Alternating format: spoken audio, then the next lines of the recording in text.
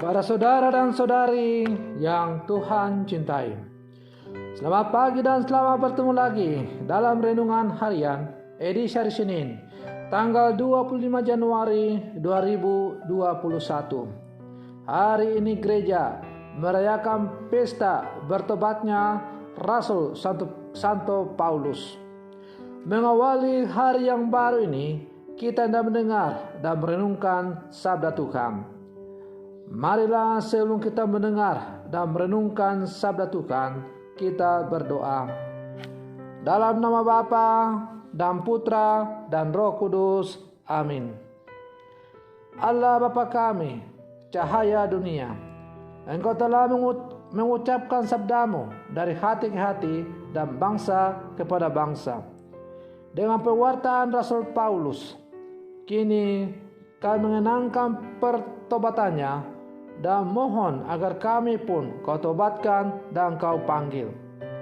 Bersabdalah ya Tuhan, kami siap untuk mendengarkan. Semoga contoh teladan hidup Santo Paulus semakin menjiwai seluruh kehidupan kami sebagai murid-murid-Mu yang hidup di zaman sekarang. Terpujilah Engkau Bapa, Putra dan Roh Kudus, kini dan sepanjang segala masa. Amin. Para saudara dan saudari yang Tuhan cintai, sabda Tuhan yang hendak kita dengar dan kita renungkan bersama pada pesta bertobatnya Rasul Paulus hari ini tanggal 25 Januari 2021, sekaligus penutupan Hari Pekan Doa Sedunia untuk Kesatuan Umat Kristen, diambil dari Injil Markus pasal 16 ayat 15 sampai 18. Tuhan sertamu. Inilah Injil Tuhan kita Yesus Kristus menurut Santo Markus. Sekali peristiwa, Yesus yang bangkit dari antara orang mati menampakkan diri kepada ke-11 murid dan berkata kepada mereka, "Pergilah ke seluruh dunia, beritakanlah Injil kepada segala makhluk. Siapa yang percaya dan dibaptis akan diselamatkan, tetapi siapa yang tidak percaya akan dihukum. Tanda-tanda ini akan menyertai orang-orang yang percaya. Mereka akan mengusir setan-setan demi namaku. Mereka akan berbicara dalam bahasa-bahasa yang baru bagi mereka. Mereka akan memegang ular, dan sekalipun minum racun maut, mereka tidak akan mendapat celaka. Mereka akan meletakkan tangannya atas orang sakit dan orang itu akan sembuh." Demikianlah Injil Tuhan. Para saudara dan saudari yang Tuhan cintai, setiap orang pasti memiliki kisah hidupnya masing-masing, baik berupa cerita yang menyenangkan maupun yang buruk. Kisah-kisah masa lalu kerap kali menjadi dasar untuk menilai kualitas seseorang, karena hal tersebut dianggap berperan mempengaruhi perilakunya. Bahkan tidak jarang kita langsung berpikiran negatif kepada seseorang hanya karena masa lalunya.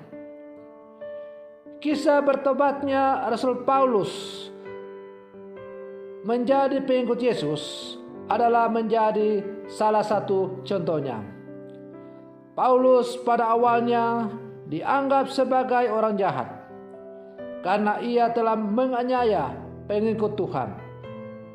Kemudian dia bertobat dan meninggalkan cara hidup yang lama dan menjadi Rasul Tuhan.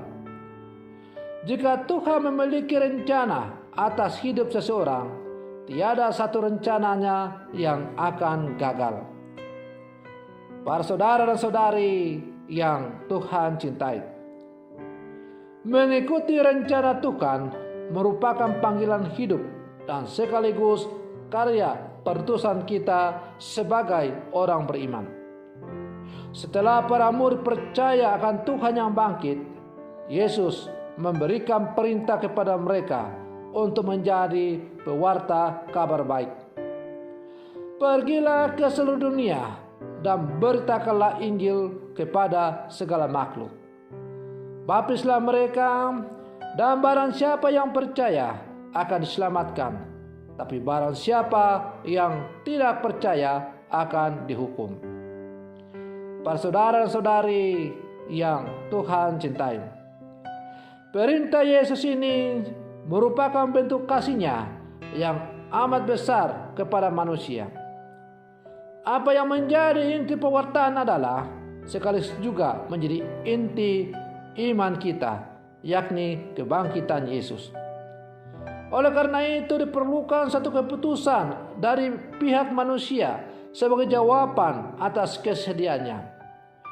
Tuhan menghendaki kita menjadi saksinya, seperti yang dialami oleh Rasul Paulus.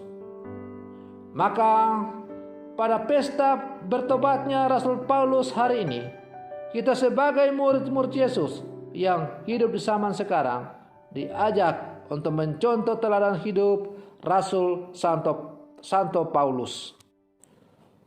Para saudara dan saudari yang Tuhan cintai, hari ini gereja merayakan pesta bertobatnya Santo Paulus Rasul.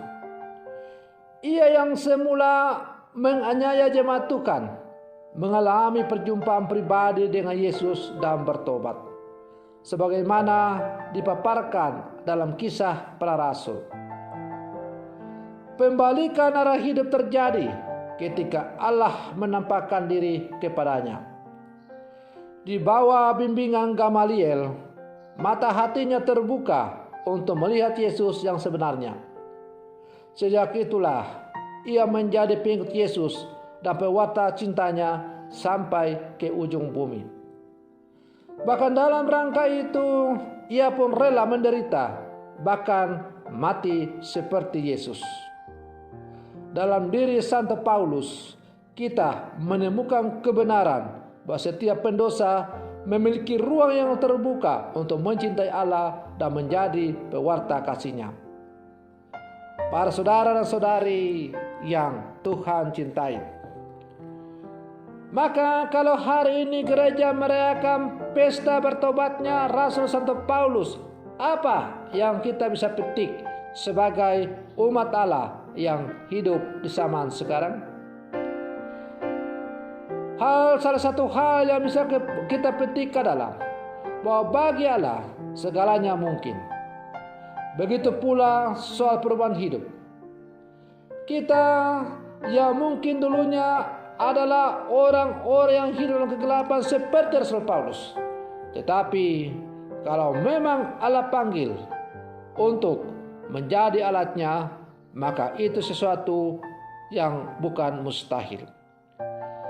Para saudara dan saudari yang Tuhan cintai, lewat peristiwa pemanggilan Rasul Paulus yang kita rayakan hari ini sebagai hari bertobatnya Rasul Santo Paulus, kita diajak untuk merenungkan bahwa setiap orang terbuka kemungkinan untuk menjadi rekan sekerja Allah. Allah tidak pernah memandang latar belakang orang, memandang asal-usul orang, memandang apakah orang itu terpandang atau tidak terpandang, memandang apakah orang itu orang berdosa atau orang suci. Allah tidak pernah melihat itu. Allah hanya bisa melihat bahwa setiap manusia itu ia cintai. Dan karena itu, karena setiap manusia ia cintai, maka ia menghendaki supaya semua manusia ikut ambil bagian dalam karya misi pewartaan kerjaan Allah sesuai dengan tugas dan panggilan masing-masing, sesuai dengan talenta atau bakat kemampuan yang diberikan oleh Tuhan. Maka kepada kita masing-masing Allah telah memberikan sejumlah kemampuan-kemampuan yang harus kita kembangkan dalam hidup kita untuk menjadi pewarta-pewarta Injil dalam kehidupan kita. Pak saudara dan saudari yang Tuhan cintai, tidak ada kata terlambat untuk bertobat. Lebih baik terlambat bertobat daripada sama sekali tidak. Pertobatan Rasul Paulus yang kita rayakan hari ini memberikan contoh teladan kepada kita betapa Allah itu adalah Allah yang sungguh murah hati. Betapa Allah itu tidak menghendaki agar manusia binasa, tetapi Allah menginginkan supaya manusia itu selamat. Dan karena itu Allah selalu membuka pintu pertobatan, menawarkan pertobatan kepada setiap manusia. Persoalannya adalah, apakah kita selalu membuka pintu hati kita untuk selalu mendengarkan suara Allah yang setiap saat berseru-seru memanggil kita untuk kembali ke jalan yang benar dan menjadi murid-muridnya yang sejati. Paulus atau Rasul Paulus yang tadinya adalah seorang pembunuh kelas kakap, pengejar orang-orang yang percaya kepada Yesus. Orang ini sungguh-sungguh tangannya berlumuran darah karena ia banyak membunuh orang-orang percaya. Tapi ternyata Tuhan tidak melihat latar belakangnya. Tuhan melihat bahwa di dalam diri Rasul Paulus ada sesuatu yang bisa dipergunakan sebagai sarana untuk mewartakan Injil. Paulus adalah seorang rasul yang sangat radikal, memiliki sikap militansi terhadap apa yang ia percayai begitu tinggi. Nah, sikap radikal, sikap militansi yang dimiliki oleh Rasul Paulus inilah yang kemudian dipergunakan oleh Tuhan sebagai sarana untuk mewartakan Injil. Maka nanti sesudah Saulus bertobat menjadi Paulus, dia terkenal kemudian sebagai rasul-rasul bangsa-bangsa kafir.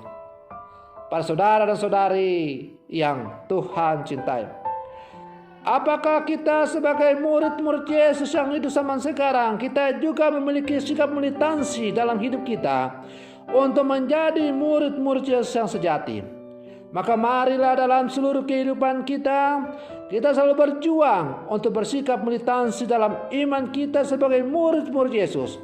Biarlah lewat sikap militansi kita masing-masing, warta kerajaan Allah, warta kasih, warta sukacita, warta perdamaian, warta persaudaraan semakin bergema di muka bumi ini.